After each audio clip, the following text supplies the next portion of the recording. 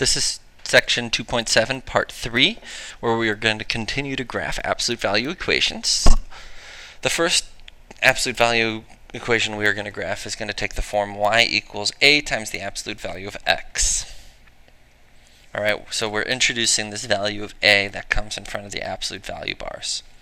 Alright, so what that a represents is the slope of each ray. Right? In the previous example, there was no number there. So I told you we would assume then that there's a number 1.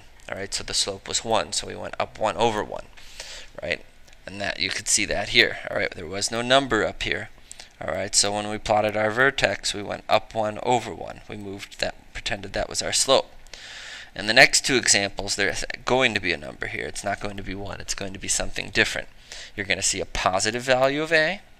Alright, which is going to tell us that our graph is going to open up. Our v is going to open up, just as it did here. It was a positive 1. Alright, so our v opened up. And then you're going to see a negative value of a, which is going to flip your graph, and it's going to tell you that your graph is going to open down. And your a also affects how wide or narrow your graph is, right? Because it's all about slope. Both of these graphs had a slope of 1, up 1 over 1, up 1 over 1, right? So they were exactly the same. Once slope changes, if I go up 1 over 2, then you can see the graph is going to change a little bit, right? So we're going to have, that's called vertical stretches and vertical shrinks. Alright, so if the value of your a is some integer, either a whole number or its opposite, alright, so no fractions, alright, you're going to have a vertically stretched graph. Alright, your graph is going to be narrower than the parent function y equals the absolute value of x. If your a is a fraction, meaning not an improper fraction, but just a fraction between 0 and 1 or 0 and negative 1, your graph will be vertically shrunk, and it'll end up being wider than the parent function y equals the absolute value of x. So we're going to see an example of each of these. We're going to see one where we have a vertically stretched graph and one where our graph is vertically shrunk. So it's a lot to intake, alright, so we're going to reference back to that information as we proceed through the next two examples. So our first example here is y equals negative 1/2 times the absolute value of x. So let's analyze this a and kind of figure out what's going on with our graph. Alright, first of all, our a is negative. So if it's negative, what's going to happen? We know our graph is going to open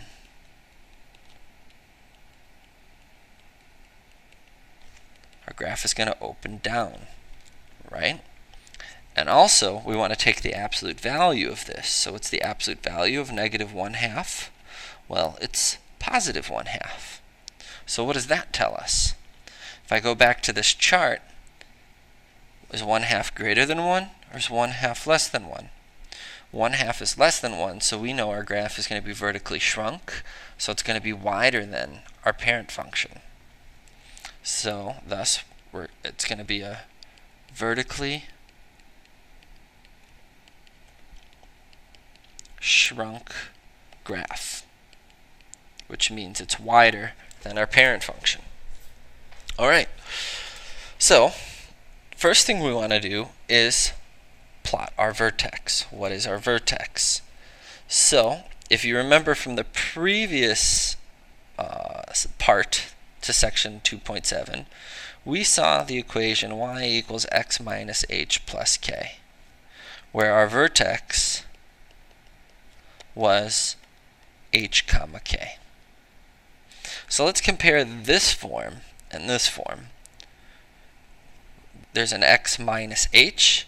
Here we just have an x. There's nothing else in here.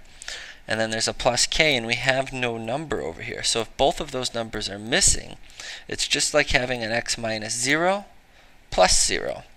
So my h value is what? 0. My k value is also 0. So that tells me my vertex in this problem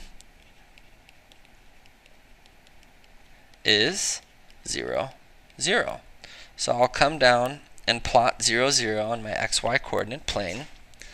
And then I'm going to use the value of A, which is kind of like slope, right? You're going to go from A, or from your vertex, and you're going to move down 1 unit and right 2 units. So I'm going to start at my vertex, go down 1 unit, right 2 units, plot my point. Then I'm going to go back to my vertex, go down 1 unit and left 2 units, and plot that point. And then I will draw a ray extending from the vertex that will pass through each point plotted. And I have successfully graphed the equation y equals -1/2 times the absolute value of x. Now, I'm going to want to compare that to my parent function, y equals the absolute value of x, which we know has a vertex of 0, 0, and a slope of 1. So I'm going to go up 1, right 1, come back to the vertex, then go up 1, left 1, plot that point, and then draw 2 rays extending out of the vertex there. Now you'll notice each graph has the vertex 0, 0. So if your graph shares the vertex 0, 0 with the parent function, there's no translation, right? We're not counting from how to move from one vertex to the next because it's the exact same vertex. All right, so we don't have to talk about translating this graph at all or moving from the parent function to the other graph. So it's not down 2 units, left 1 unit, or anything like that. All right, but we do know that this graph is essentially this graph, and it's just changed a little bit. So we have to talk about how it changes. So I'm going to start with y equals -1/2 times the absolute value of x. We're going to state that it is the graph y equals the absolute value of x, because you always start with the most basic function. How is it changed? Well, 2 things happened. It's now opened down, and you can visually see that the green graph is wider than the parent function, which is represented by the red graph. So if it's wider, we said it's vertically shrunk. So we'll say y equals -1/2 times the absolute value of x is the graph y equals the absolute value of x, but it's vertically shrunk.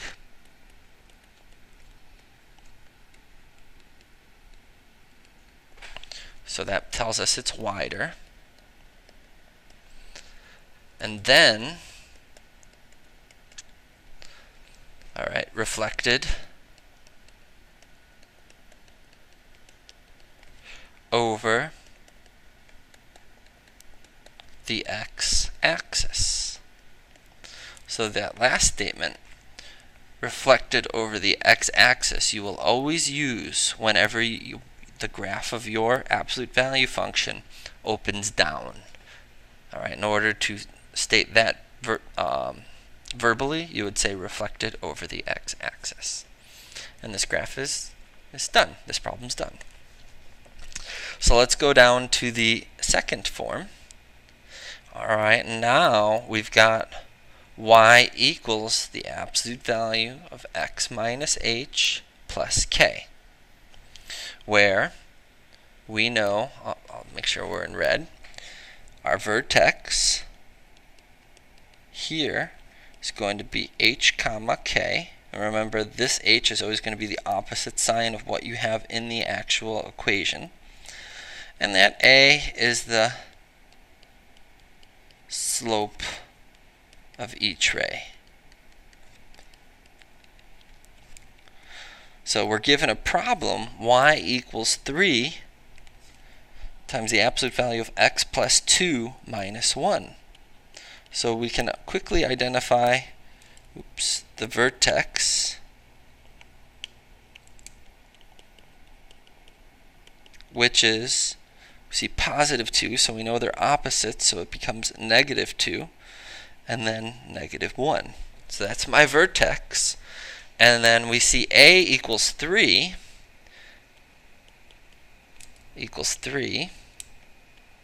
and we know the absolute value of 3 is equal to 3, which is greater than 1.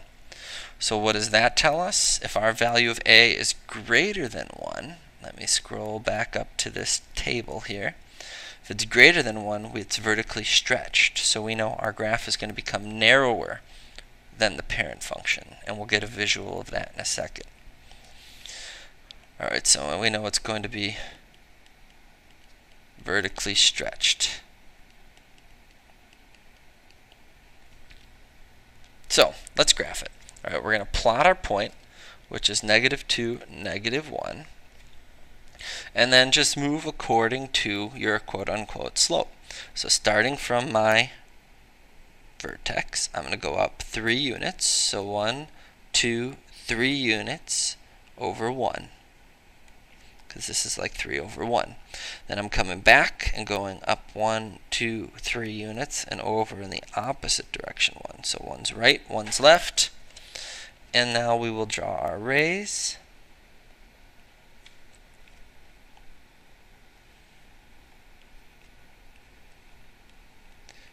So here we have our equation y equals 3 times the absolute value of x plus 2 minus 1.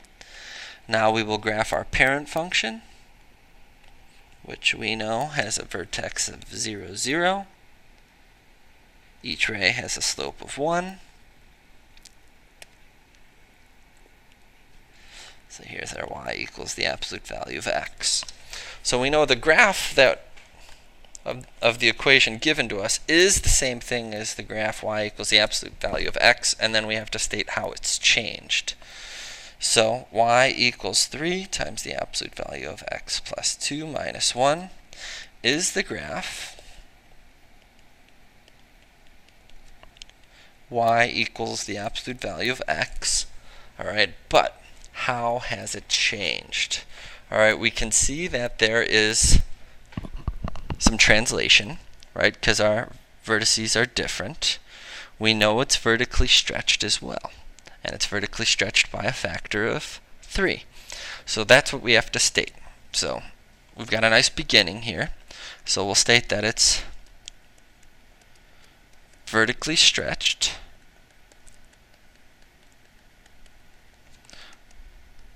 by a factor of 3, and translated.